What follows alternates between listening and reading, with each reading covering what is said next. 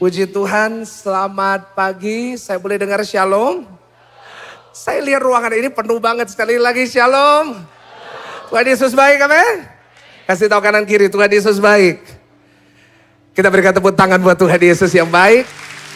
Saudara yang di rumah jangan lupa tulis di live chat, Tuhan Yesus baik. Senang sekali saya melihat saudara antusias dalam beribadah. Boleh saya tanya, ada jemaat dari luar kota yang hadir hari ini, boleh lambaikan tangan tinggi-tinggi? Wow, boleh gak kasih tepuk tangan buat teman-teman dari luar kota? Welcome to Surabaya. Selamat datang ke Surabaya, ya kan? Bagi saudara yang bergabung, saya juga dengar hari ini ada jemaat dari Jerman bergabung. Nah, hari ini jemaat dari Jerman datang ke sini untuk dibaptis di GSJS. Kasih tepuk tangan sekali lagi yang paling dahsyat. Sebuah kebanggaan, bukan bangga karena gerejanya besar, tapi saya bangga karena Tuhan sudah pakai pelayanan ini untuk menjangkau bukan hanya Surabaya, tapi luar kota sampai luar negeri. Dan saya percaya tahun-tahun yang akan datang semakin banyak jiwa-jiwa dikuatkan, dimenangkan, dan semakin banyak jiwa-jiwa akan mengaku bahwa Yesus adalah Tuhan. Yang setuju katakan amin. Kita buka Alkitab kita bersama-sama.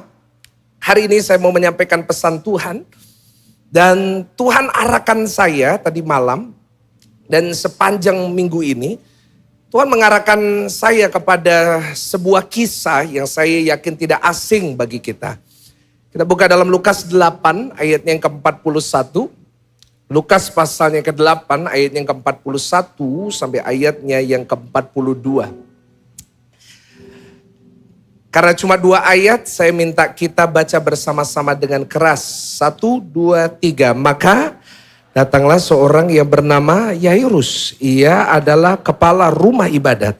Sambil tersungkur di depan kaki Yesus, ia memohon kepadanya supaya Yesus datang ke rumahnya. Ayat 42. Karena anaknya perempuan yang satu-satunya, ia berumur kira-kira 12 tahun, hampir apa saudara? Mati. Dan dalam perjalanan ke situ Yesus didesak-desak orang banyak. Hari ini saya menyampaikan pesan Tuhan dengan tema yaitu jangan tunggu sampai terlambat. Sama-sama ulangin 1, 2, 3. Jangan tunggu. Coba senggol keluarga saudara, suami saudara, istri saudara katakan, jangan tunggu sampai terlambat. Jangan tunggu sampai terlambat. Saudara, saat kita memperhatikan kisah Yairus, kita bisa lihat bahwa Yairus di sini berada dalam situasi yang menurut saya ini keputusasaan yang dia rasakan. Kenapa? Karena dia seorang kepala rumah ibadat. Dia seseorang yang punya nama, dia seseorang yang punya uang, dia seseorang yang punya kedudukan. Dan tentunya sebagai kepala rumah ibadat dia punya kenalan begitu banyak orang. Sebagai kepala rumah ibadat pada zaman itu dia kenal semua dokter. Karena semua dokter, semua tabib pada zaman itu datang beribadah di rumah ibadat. Saya yakin sebagai kepala rumah ibadat dia punya lebih dari hal-hal yang cukup untuk menyembuhkan anaknya. Tetapi di sini kita melihat sebuah kisah tentang seorang ayah. Bukan seorang kepala rumah ibadat saja, tapi seorang ayah yang sedang putus asa. Karena dia tidak lihat jalan selain dia datang kepada Yesus. Kenapa saya sebut orang ini putus asa? Karena dia kepala rumah ibadat. Dan dia rela datang kepada Yesus. Siapa Yesus pada zaman itu bagi orang-orang Yahudi? Bagi orang-orang Yahudi, terutama kepada kepala-kepala rumah ibadat, Yesus adalah seseorang yang dibenci. Yesus seseorang yang dimusuhin oleh kepala-kepala rumah ibadat. Kenapa? Karena para kepala rumah ibadah, para imam-imam pada zaman itu, mereka semua iri sama Yesus. Karena seorang yang umur 30 tahun ini yang muncul dari Nazaret, tempat yang sebenarnya gak ada artinya, sebuah kampung. Tiba-tiba membawa semua orang mengikut pengajarannya. Pada zaman itu semua orang benci sama Yesus. Terutama kepala rumah ibadat, termasuk saya yakin Yairus. Tetapi karena dia putus asa. Atau boleh saya katakan dia desperate. Saudara tahu desperate, putus asa, udah gak tahu cara lain, ya udah. Pada akhirnya dia datang kepada Yesus. Dia seseorang yang punya kedudukan. Dia datang sama Yesus yang waktu itu gak punya kedudukan. Dan saya menyimpulkan apa yang dilakukan oleh Yairus disebabkan karena udah gak ada jalan lagi. Coba kita buka Lukas 8 ayat 49. Kenapa saya sebut sudah gak ada jalan lagi? Karena anaknya ini sudah hampir mati. Buktinya adalah setelah Yesus ikut sama Yairus, dikatakan seperti ini. Ketika Yesus masih berbicara, datanglah seorang dari keluarga kepala rumah ibadat itu, yaitu Yairus, berkata, sama-sama baca dengan saya, anakmu sudah mati, jangan lagi engkau. Jadi kalau kita lihat di sini, anaknya ini udah kritis gitu. Anaknya ini udah hampir mati. Karena itu dia gunakan apa yang dia bisa. Dia tinggalin yang namanya semua tanggung jawabnya. Dia datang kepada seorang yang gak punya kedudukan. Dikatakan dia tersungkur di bawah kaki Yesus. Dan dia memohon sama Yesus. Dan di situ saya yakin semua orang terpukau dengan apa yang dilakukan Yairus. Kenapa? Karena ini kepala rumah ibadah. Karena ini bosnya. Kok bisa-bisanya tersungkur? Bapak ibu saudara, seringkali saat kita berada dalam keadaan putus asa.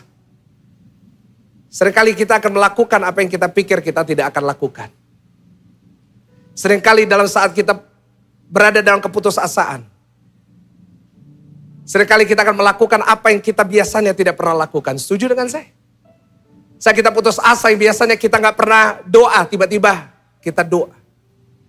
Ya biasanya kita gak pernah ikut ibadah hari Minggu. Tiba-tiba kita ikut GSJS dari jam 6 pagi sampai jam 10 malam. Darah Yesus nemenin saya kali saudara ya. Tiba-tiba dulunya kita gak pernah mau beribadah. Tiba-tiba datang semua ibadah. Bukan cuma hari Minggu. Ibadah youth ikut. Ibadah lansia pun juga ikut. Saya juga sampai bingung ini umur berapa orang ini. Kaum wanita ikut, kaum pria juga ikut. Saya pikir transgender. Tetapi saat kita berada dalam situasi putus asa, setuju dengan saya, kita akan melakukan apa yang kita gak pernah lakukan. Saat kita berada dalam jalan buntu, saat kita berada dalam situasi yang buruk, kita akan datang kepada Yesus.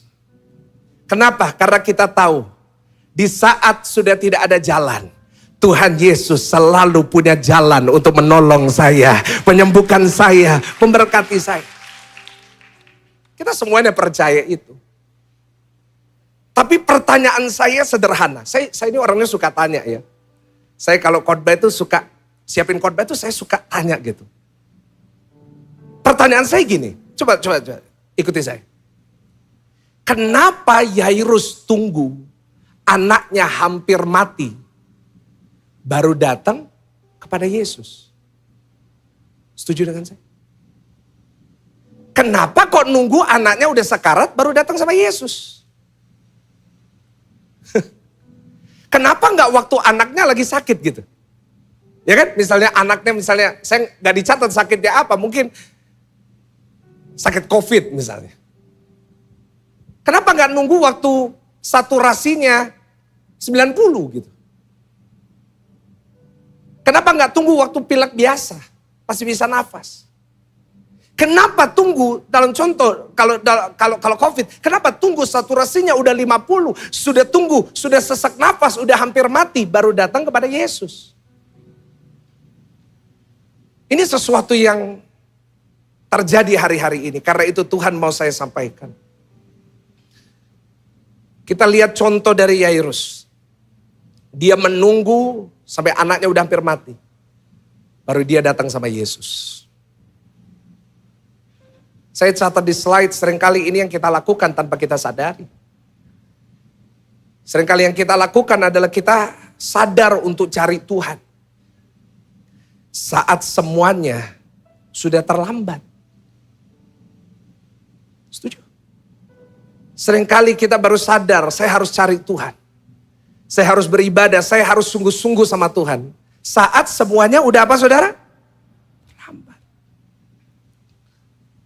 Kita baru sadar untuk datang ke Tuhan saat investasi kita udah gak menghasilkan apa-apa. Bagi orang-orang yang suka kripto, kita baru sadar kita cari Tuhan saat Luna udah nol. Yang tertawa pasti ngerti maksud saya, saudara. Yang oma-oma apa itu Luna ya? Luna Maya kan? No. Itu Bitcoin, kripto gitu kan. Kita baru sadar cari Tuhan saat robot kita gak berfungsi lagi gitu. Kita baru sadar cari Tuhan saat rumah tangga kita udah di pengadilan mau perceraian gitu. Kita baru cari Tuhan saat apa? Saat anak kita udah gak bisa kita omongin lagi.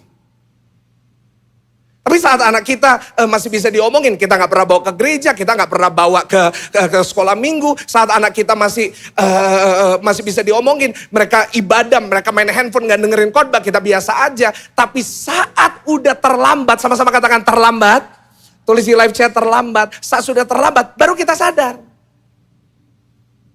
Oh ini perlu Tuhan di sini.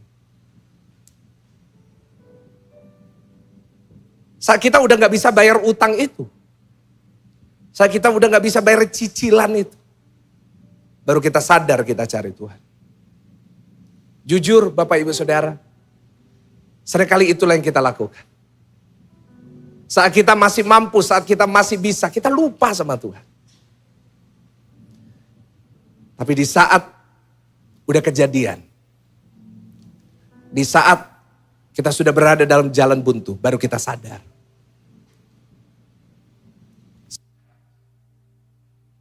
Saya berdoa gitu. Jangan sampai tunggu terlambat. Baru kita cari Tuhan. Yang setuju boleh katakan amin? Coba senggol kanan kiri. Jangan tunggu sampai terlambat. Ayo yang datang sama keluarga. Yang datang sama suaminya. Ayo kasih tahu suaminya sayang. Loh kenapa gak ngomong sayangnya? Ayo apa saudara? Sayang. Jangan tunggu sampai. Anak-anak muda jangan tunggu sampai terlambat loh. Saya senang kalau lihat anak-anak muda beribadah. Jangan tunggu sampai terlambat. Baru kita sadar cari Tuhan. Jangan tunggu sampai belum dapat jodoh gitu. Baru cari Tuhan. Kadang-kadang ada anak-anak muda kayak gitu. Masih usia 20-an, harganya dinaikin 20%. Umur 30, diskon. 30%. Udah 40 masih jomblo, diskonnya 70% plus cashback 20%. Udah 50 nggak punya, buy one get one free. Saya mau kasih tahu kalau saudara udah umur 50, Tuhan udah lepas tangan saudara, ya udah biarin gitu. Tapi kadang-kadang kita tunggu sampai terlambat gitu. Baru kita cari Tuhan, tapi saya bersyukur hari ini. Di tengah kesibukan, di tengah liburan, saudara datang kepada Tuhan. Artinya hari ini saudara cari Tuhan sebelum semuanya terlambat. Kasih tepuk tangan yang paling luar biasa. Saya berdoa, kita sadarnya gak terlambat. Yang setuju katakan amin. Jangan sampai tunggu nasi udah jadi bubur. Jangan tunggu udah kejadian baru kita cari Tuhan. Dan saya menemukan ada dua alasan nih. Ini untuk nyadarin kita. Kita belajar dari Yairus. Saya menemukan ada dua alasan kenapa seringkali kita lupa untuk cari Tuhan. Yang pertama, baca Lukas 8 ayatnya ke-41. Lukas 8 ayatnya ke-41. Lukas 8 ayat 41. Dikatakan, maka datanglah seorang yang bernama Yairus. Baca sama-sama dengan saya. Ia adalah apa? Kepala rumah ibadah. Yang pertama, kenapa seringkali kita tunggu sampai terlambat? Kenapa kita lupa untuk cari Tuhan, Yesus dalam hidup kita sampai detik-detik terakhir? Karena yang pertama, karena kita terlalu sibuk dengan dunia kita. Apa ulangi, terlalu apa? Sibuk. Tulis di live chat, terlalu sibuk. Kadang-kadang kenapa kita lupa gitu cari Tuhan? Kita terlalu sibuk. Dikatakan ayatnya, coba tampilin lagi. Lukas 8 ayat 41 dikatakan apa? Ia kepala rumah ibadah. Sebagai kepala rumah ibadah, gak nganggur saudara. Sebagai kepala rumah ibadah tentu kesibukannya banyak. Saya tahu sendiri kenapa, karena seperti Yairus saya juga kepala rumah ibadah. Tapi nama saya Michael Gunawan, ada yang sebut gundul tapi menawan. Tapi setiap hari saya tolak dalam nama Tuhan Yesus. Tapi saya juga kepala rumah ibadah dan saya tahu betapa sibuknya menjadi seorang pendeta. Dan saya menyadarinya beberapa saat ini di mana begitu banyak kesibukan. Di mana terlalu banyak jadwal-jadwal yang saya harus penuhin.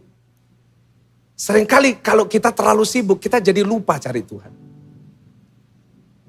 Dan itulah yang terjadi kepada Yairus. Kenapa dia nunggu detik terakhir baru dia datang? Karena mungkin terlalu sibuk. Karena mungkin aktivitasnya terlalu banyak. Loh, Pak Pendeta, berarti kita harus berhenti bekerja. No. Firman Tuhan tidak pernah mengajarkan kepada kita untuk jadi orang malas. Orang Kristen harus rajin. Yang setuju katakan amin. Harus rajin. Tapi seringkali kita lupa. Kita kerja keras, kita sibuk dengan sebegitunya supaya kita bisa sukses, supaya kita bisa kaya gitu. Sampai kita jadi lupa cari Tuhan. Saya lihat begitu banyak orang dulu waktu dia gak punya apa-apa. Aduh, dahsyat. Ibadah jam 10, jam 9 udah datang. Selesainya jam 10, jam 11 baru pulang. Nah itu. Selalu ikut. Tapi begitu bisnisnya mulai rame, begitu pesenannya mulai banyak, begitu orderannya jadi banyak, begitu tokonya jadi rame. Saya tanya, Bu, kok gak pernah ibadah, Bu? Aduh iya, pesenannya ake, aduh eman lah di cancel. Ih, darah Yesus. Pak, kok gak ibadah, Pak? Iya. Orderannya banyak. Harus meeting. Oke. Anak-anak muda saya tanya, kenapa gak ibadah? Aduh iya. Tugasnya banyak. Tapi jujur ya, kadang-kadang anak-anak muda kerjain tugas itu detik-detik terakhir kan. Tapi alasan gitu. Wah terlalu sibuk. Aduh PR-nya banyak. Ih kadang-kadang PR kita pagi baru kerjain. Sebelum ngumpulin. Tapi karena kesibukan kita jadi lupa cari Tuhan. Jangankan cari Tuhan ya. Ini sedikit poin di luar ini. Jangankan cari Tuhan, Pak, Bu. Kadang-kadang kita ini bukan hanya gak punya waktu cari Tuhan. Bahkan kita terlalu sibuk dengan pekerjaan kita, dengan usaha kita. Sampai kita ini terlalu sibuk juga buat keluarga kita. Kita jadi gak punya waktu buat keluarga. Gak punya waktu untuk mesbah keluarga. Dulu waktu saudara belum punya apa-apa, mungkin setiap hari selalu berdoa sama anak-anak. Sekarang saudara udah kaya, sekarang saudara udah sukses, sekarang saudara udah banyak meeting sama orang, sehingga saudara lupa untuk mesbah keluarga. Hati-hati Pak. Kita gak punya waktu buat istri kita gak punya waktu buat keluarga kita gak punya waktu buat anak-anak kita. Jangan salahkan Tuhan kalau anak kita jadi rusak. Kenapa Yairus sampai lupa nunggu anaknya sakit gitu, baru dia datang karena dia terlalu sibuk dengan semuanya. Kenapa sih seseorang bisa jadi terlalu sibuk? Kenapa sih orang sampai sibuk banget gitu? Karena jujur, supaya lebih kaya dan sukses kan? Ayolah kita jangan munafik lah saudara, kita buka-bukaan gitu. Kenapa saudara kerja keras? Ada yang sebut pepatahnya banting, ih tulangnya dibanting. Putar otak, pantesan stroke. Kenapa? Buat apa? Kaya kan? Jujur, siapa di sini yang gak mau kaya? Angkat tangan. Kalau gak mau saya undang ke depan, saya doain sekarang. Kita kerja buat apa?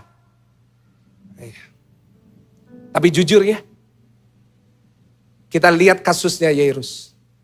Dia kepala rumah ibadah, dia bekerja keras, dia sibuk untuk dapat kedudukan, untuk dia naik pangkat terus, untuk dia ini. Tapi jujur, pada saat anaknya udah gak bisa apa-apa. Saat anaknya udah, dia gak bisa apa-apa. Apa yang terjadi?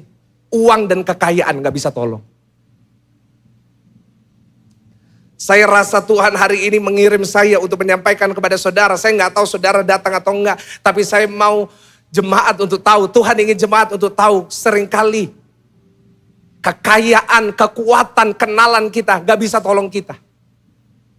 Akan ada satu titik dalam hidup kita, hanya Tuhan yang bisa tolong saya.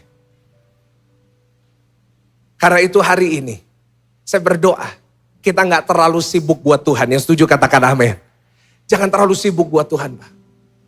Saya tahu saudara sibuk, saya tahu saudara sukses, saya tahu saudara banyak jadwal, saya tahu saudara orang hebat gitu.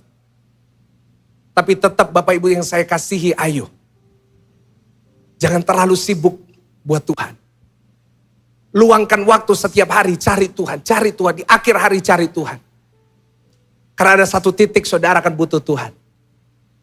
Dan saya percaya kalau hari ini saudara tidak pernah terlalu sibuk buat Tuhan. Maka juga Tuhan kita tidak pernah terlalu sibuk untuk menolong saudara dan saya. Kasih tepuk tangan yang paling meriah, tepuk tangan yang paling dahsyat. Ya. Yang kedua, kenapa seringkali kita menjadi orang yang lupa sama Tuhan? Karena yang pertama terlalu apa saudara sih? Sibuk. Karena yang kedua, kenapa kita lupa cari Tuhan? Karena kita suka mencari solusi tanpa Tuhan. Tulis di live chat, mencari solusi tanpa siapa? Saat kita menghadapi persoalan, apa yang kita lakukan? Cari solusi, ya toh? Kalau kita ngadepin masalah, ngadepin persoalan, pasti kita mau cari solusi. Dan jujur, seringkali solusi pertama kita apa? Kekuatan kita sendiri. Apa yang saya bisa? Kenalan saya, kekuatan saya.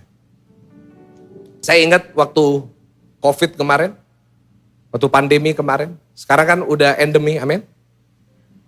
Aminnya kok lemes gitu saudara ya, amin. Kita doa segera Indonesia masuk endemi.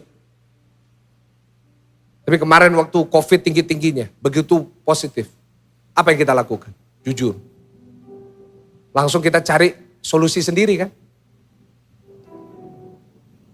Oh begitu positif, cari obat. Aduh di WA semuanya, punya lian, gak lian, ada gak? Cari, ini ada obat ini, aduh ini, punya gak? Punya kenalan gak? Langsung kita lakukan. Minum vitamin. Beli vitamin A, B, C, D, E, F, G, sampai Z. Sampai saya tuh pernah lihat, entah di Facebook atau di TikTok gitu. Ada bilang, bisa gak ya? Karena kan hand sanitizer itu isinya kan bisa pakai Biclean gitu kan. Bisa gak supaya kita mencegah corona, kita minum Biclean aja. Saya bilang, jangan coba-coba loh, bisa mati. Tapi ada yang, gimana ya caranya gitu? Kita sibuk cari, gak ada masalah. Kita sibuk cari gimana. Pakai kekuatan sendiri. Sampai ada satu jemaat lama, udah gak di gereja ini, udah lama gak ibadah. Tiba-tiba satu hari, udah 2 tahun gak ibadah. Tiba-tiba waktu COVID kemarin, telepon saya. 2 tahun. Gak pernah muncul, gak pamit juga. Ya, bisa saya bantu kok, ya kan? Saya kalau santai gitu. Ya bisa saya bantu. Dia bilang, Pastor sorry ya. Saya tanya, Pastor kenal gak sama dokter ini? Loh kenapa? Oh karena 2 tahun lalu waktu saya ibadah di tempat Pastor, saya lihat dokter ini, dokter paru-paru nomor 1 di Surabaya untuk COVID. Itu jemaat GSJS. Boleh gak saya minta nomornya? Oh saudara pikir saya perusahaan buku telepon gitu saudara ya. Saya hafal gitu. Tapi jujur ya, gak apa-apa. Orangnya kalau denger juga gak apa-apa. Tapi jujur ya, kemarin waktu di tengah-tengah kita ngadepin tantangan kayak gitu. Kita banyak ngandalin kekuatan kita. Cari kamar rumah sakit, kita ngandalin kekuatan kita. Kita sampai lupa doa loh. Dan seringkali saya sebut gini, seringkali kita ini udah, saya nggak tahu ya bahasa Indonesia yang tepat gimana. Kadang-kadang kita ini udah kepepet gitu. Apa bahasa Indonesia yang kepepet saudara? Terdesak gitu. Udah terdesak baru kita berdoa. Baru detik terakhir baru kita berdoa. Baru kita, iya ya, ayo kita doa. Saya tulis gini di slide, catat ini baik-baik. Doa itu harus jadi respon pertama. Sama-sama katakan respon pertama. Bukan pertolongan terakhir. Ya setuju katakan amin. Doa gak boleh jadi. Saudara tahu pertolongan terakhir? Saat udah gak ada cara lain baru kita. Doa harus jadi respon pertama. Ngadepin tantangan, persoalan, respon pertama saya apa saudara? Jangan sampai Yesus jadi pertolongan terakhir. Nah, saudara, dalam kisah Yairus ini, saat Yesus datang dan ikut ke rumahnya Yairus, tiba-tiba di tengah jalan, kita semua tahu ceritanya. Ada seorang wanita yang pendarahan berapa tahun? 12 tahun. Tiba-tiba Tuhan berhenti di tengah jalan. Untuk apa? Untuk ngobrol sama wanita ini. Anaknya Yairus hampir apa tadi? Mati. Yesus berhenti untuk ngobrol. Kenapa Yesus berhenti untuk ngobrol? Coba buka Markus 5 ayat 26. Markus 5 ayat yang ke-26. Ada sebuah kesamaan, saudara. Kenapa tadi Lukas, sekarang Markus? Karena kisah ini dicatat dalam Matius, Markus, Lukas. Dan 3 kisah dari 3 Injil kalau digabungkan ceritanya jadi lengkap. Ini kita baca tentang wanita ini. Sama-sama baca 1, 2, 3. Ia telah berulang-ulang diobati oleh berbagai tabib sehingga telah dihabiskannya semua yang ada padanya. Namun sama sekali tidak ada faedahnya. Malah sebaliknya keadaannya makin apa, saudara? Stop di situ. Di sini kita lihat, saudara. Wanita ini sebenarnya menggambarkan atau sebuah refleksi dari Yairus. Kenapa kok tiba-tiba Yesus berhenti? Logikanya gini. Yang ikut Yesus kan banyak. Tadi kita udah baca berdesak-desak. Kenapa Yesus berhenti buat wanita ini? Sedangkan banyak yang ikut Yesus. Saya yakin waktu Yesus berjalan banyak yang disembuhkan. Yang setuju katakan amin. Ya kan, kemana Yesus jalan pasti ada kesembuhan. Tapi kenapa Yesus berhenti buat wanita ini? Karena yang pertama, yang kedua nanti saya khotbahkan di akhir. Yang pertama, kenapa? Karena sebenarnya wanita pendarahan 12 tahun ini refleksi dari Yairus. Udah mencoba semua cara. Udah mencoba semua dokter. Dari dokter A sampai Z gak bisa sembuh. Tetapi hanya Tuhan Yesus yang bisa menyembuhkan saya. Itu. Tapi kita lihat di sini seringkali kita udah melakukan semua yang kita bisa. Kekuatan kita. Wanita ini. Bahasa aslinya sudah menghabiskan semua uang. Ya udah coba semuanya. Tapi gak bisa. Karena itu judul dari khotbah saya, ditampilkan judul dari khotbah saya, jangan tunggu sampai apa, saudara? Terlambat. 2 orang ini datang kepada Yesus saat udah terlambat. Tetapi saya bersyukur Tuhan kita adalah Tuhan yang selalu memberikan kesempatan yang kedua. Yang setuju katakan amin. Kepada wanita ini Tuhan memberikan kesempatan kedua. Kepada Yairus Tuhan memberikan kesempatan kedua. Dan pada akhirnya mereka mengalami mujizat. Itulah kasih karunia Tuhan buat kita. Mungkin tadi Bapak Ibu mendengar, iya Pak. Saya udah telat cari Tuhan. Iya Pak, saya kadang-kadang lupa terlalu sibuk buat Tuhan. Tapi hari ini ada kasih karunia Tuhan buat saudara dan saya. Karena itu, karena ada kasih karunia. Saya berikan judul kedua dari khotbah ini. Tadi judul pertama apa? Jangan tunggu sampai apa? Tetapi karena kasih karunia Kristus, meskipun sudah terlambat, saya catat, tidak pernah terlambat pertolongan Tuhan terjadi dalam hidup saudara. Kasih tepuk tangan yang paling meriah buat Tuhan. Yes, meskipun udah terlambat, meskipun udah coba semua cara, akhirnya doa, tapi Tuhan tetap gak pernah terlambat untuk menolong saudara dan saya. Saya mau tutup khotbah ini dengan menunjukkan kepada saudara apa yang mereka lakukan. Sehingga mereka, yaitu Yairus dan wanita pendarahan. Sehingga mereka ngalamin mujizat. Saudara hari ini mau ngalamin mujizat dari Tuhan, amin? Saya juga mau. Yang pertama, catat baik-baik. Apa respon mereka terhadap Yesus? Saat mereka sudah terlambat baru cari Yesus. Apa respon mereka? Yang pertama. Matius 9. Nah, saya lagi membawa saudara ke 3 Injil. Karena 3 Injil ini ceritain hal yang sama. Tapi caranya berbeda. Keren banget Alkitab. Matius 9 ayat 20. Pada waktu itu seorang perempuan yang sudah 12 tahun lamanya menderita pendarahan maju mendekati Yesus dari belakang. Dan menjamah jubahnya. Ayat 21, lanjut. Baca sama-sama dengan saya. Matius 9 ayat 21. Matius 9 ayat 21. Sama-sama, 1, 2, 3. Karena apa? Katanya dalam hatinya, sama-sama dengan saya katakan. Aku akan sembuh. Yang pertama. Gimana saudara dan saya bisa ngalamin mujizat meskipun sudah terlambat. Yang pertama, kuncinya adalah yaitu mereka diam. Ulangin sama-sama dengan saya. 1, 2, 3. Mereka apa saudara? Diam. Nanti saudara baca lagi Yairus, Matius, Markus, Lukas. Dari sejak awal dia datang sama Yesus. Sampai pada anaknya bangkit. Karena anaknya akhirnya mati dan Yesus bangkitin. Yairus tidak mengucapkan sepatah kata pun. Wanita pendarahan ini juga gak mengucapkan satu kata. Coba lagi lihat ayat 21. Dikatakan ia berkata dalam apa saudara? Berkata dalam hati. Wanita ini gak banyak ngomong. Tapi dia berkata dalam hatinya.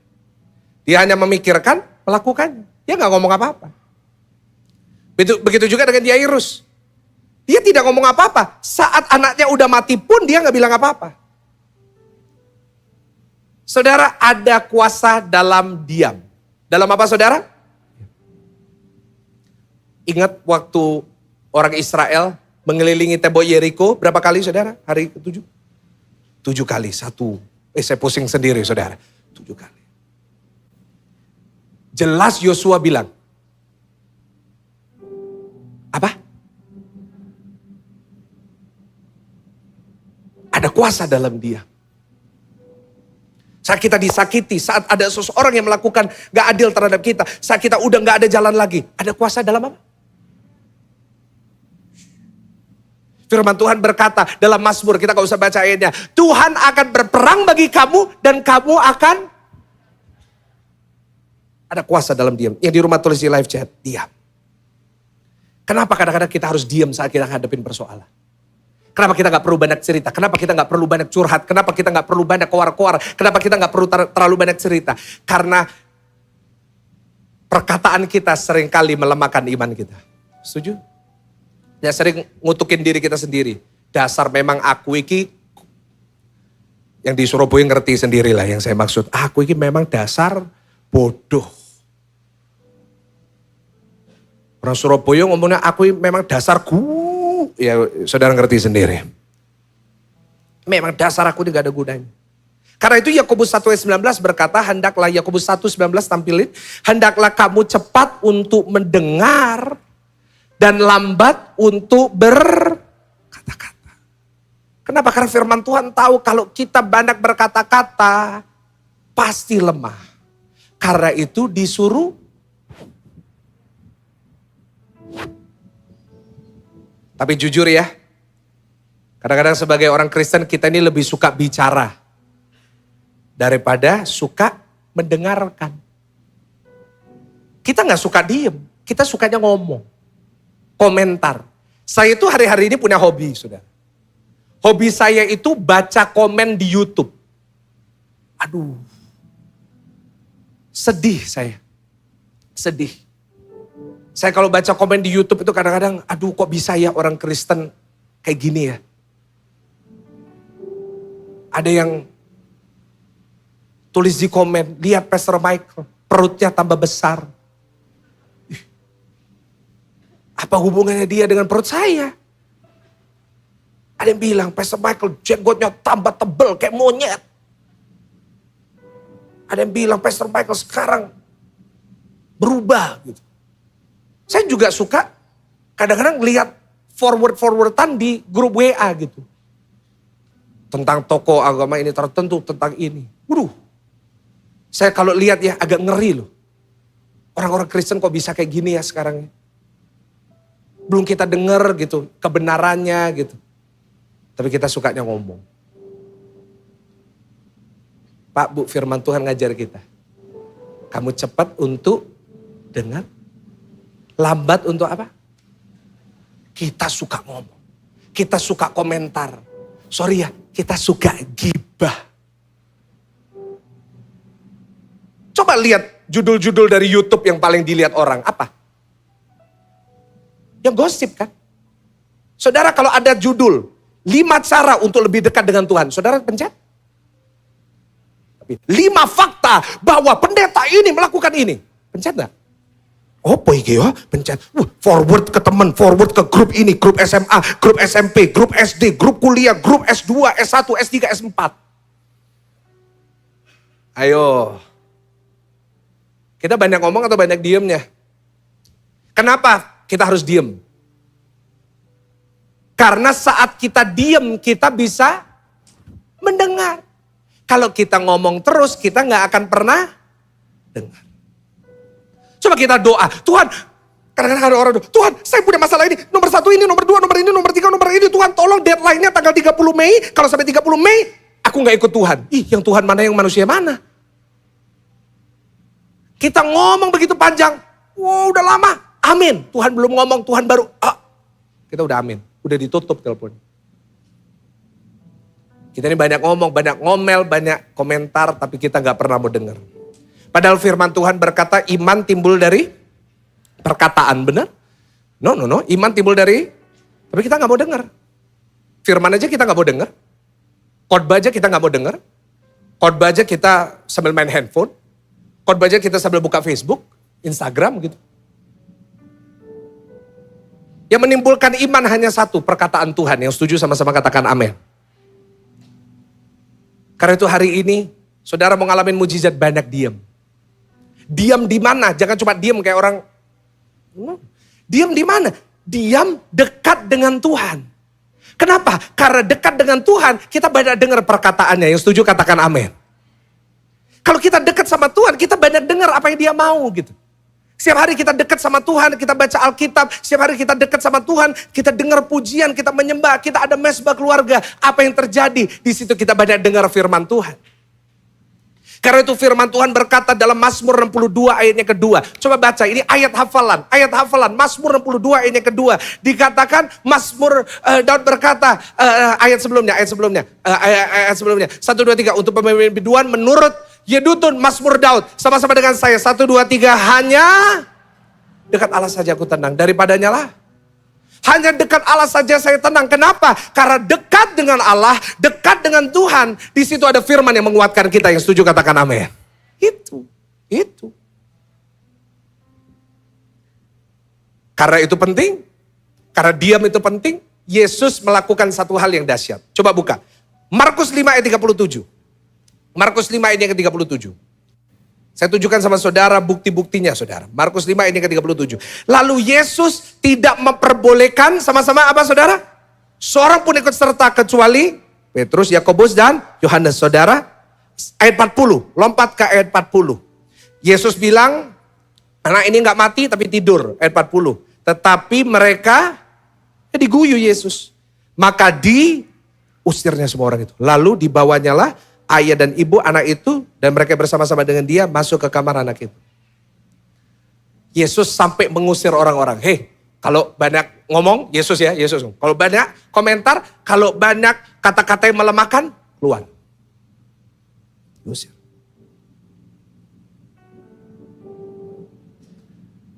Dan mereka diam di ruangan itu. Dan mujizat terjadi. Pastikan Pak, Bu, ngadepin persoalan berat dalam hidup saudara. Banyak diam di kaki Tuhan. Banyak diam dekat sama Tuhan. Kita tidak perlu ngomong, Tuhan udah tahu. Yang setuju katakan amin. Ada lagunya, saat kau perlu, Tuhan tahu. Saat kau minta, Tuhan dengar. Saat percaya, kita tahu bahwa Tuhan tahu. Karena itu Bapak Ibu pesan saya, kita gak perlu ngajarin Tuhan. Coba yang datang sama keluarga kasih tahu, gak perlu ngajarin Tuhan. Gak perlu ngajarin Tuhan cara untuk nolong hidup saudara. Tuhan caranya gini, Tuhan pertemukan saya dengan ini. Tuhan caranya gini. No. Tuhan lebih dari tahu. Yang terbaik buat kita, tadi lagu pertama berkata, kau lebih tahu yang terbaik. Kita nyanyi lagu itu sampai nangis. Kau lebih tahu. Tapi kita suka ngomelin Tuhan. Saat jalan kita Tuhan gak lakukan, kita ngomel sama Tuhan. Karena itu pesan saya, seperti apa yang Yairus katakan, banyak saudara tahu persoalan tetap ada. Jangan ngutukin diri saudara sendiri. Sama-sama yang di sini, bantu saya tepuk dada saudara, katakan jangan ngutukin diri sendiri. Jangan ngutukin. Bahayanya kita suka ngutukin diri sendiri. Kita gak bisa diam. Aku ini memang bodoh, aku ini memang gak ada gunanya. Tapi hari ini saat kita diam di kaki Tuhan. Diam dalam hadirat Tuhan. Ada kekuatan, ada kesembuhan, ada mujizat, ada berkat. Ada kebangkitan terjadi dalam hidup saudara. Yang kedua, yang terakhir, pemain musik silakan naik.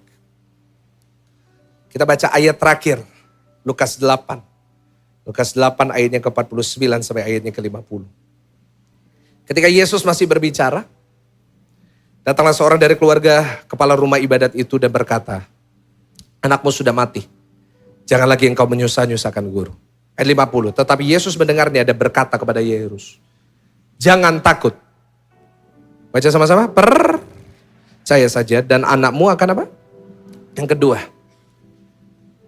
Bagaimana kita bisa ngalamin pertolongan Tuhan yang tidak pernah terlambat itu? Yang pertama banyak. Yang kedua, jangan pernah kehilangan pengharapan pada Yesus. Perhatikan ayat 50. Kepala rumah ibadat punya keluarga, mungkin sepupunya, enciknya, tantenya. Datang. Udah mati tuh. Anakmu udah mati. Udah gak ada gunanya Yesus datang. Yesus sudah gak bisa tolong. Ayat 50 berkata apa? Yesus langsung menyalah. Yesus dengar itu dan ngomong, jangan takut. Ada aku. Ada aku. Ada Tuhan. Boleh tepuk dada saudara katakan, ingatin, ada Tuhan. Ada Tuhan.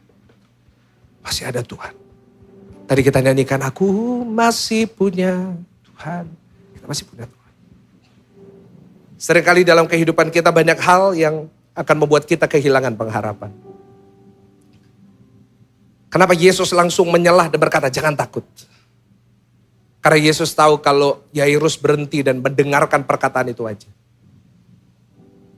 Pasti dia kehilangan pengharapan. Karena itu Tuhan Yesus counter dengan firman-Nya. Jangan takut, percaya saja. Anakmu akan selamat. Pak, Bu, jangan takut ya. Percaya aja. Rumah tanggamu akan diselamatin sama Tuhan. Pak, Bu, jangan takut ya. Percaya saja. Bisnismu akan ditolong sama Tuhan. Jangan pernah kehilangan pengharapan hanya karena berita buruk. Saya rasakan dalam roh saya ada dari saudara hari ini baru dapat berita buruk. Entah karena keuangan saudara, rumah tangga saudara, sekolah saudara, apapun itu. Tapi dengar saya baik. Jangan kehilangan pengharapan dalam Tuhan ya. Jangan takut.